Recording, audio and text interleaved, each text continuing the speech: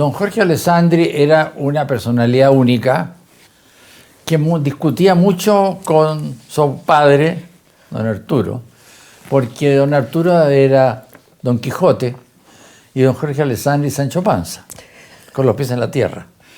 Porque mi abuelo, todo corazón, decía que había que ayudar aquí, pero papá le decía, y los demás que quedan en el camino, ¿qué piensan?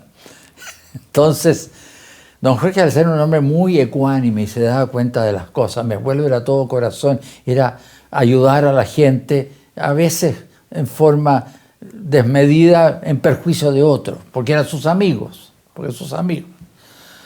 Pero don Jorge Alessandri fue muy cerca de mi casa porque siendo el hermano menor de mi padre, vivieron juntos hasta que mi padre se casó. De manera que le tenía mucho afecto y mucho hasta respeto don Jorge a mi padre.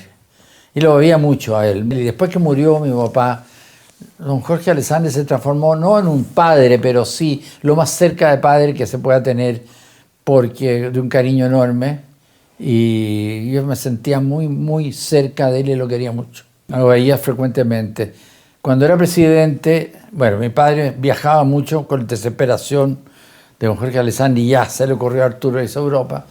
Entonces yo iba a tomar té con él a la Moneda, unos té que había, cuando había dulce porque lo mandaban las monjitas, porque no, si no, no había, en el verano había helados.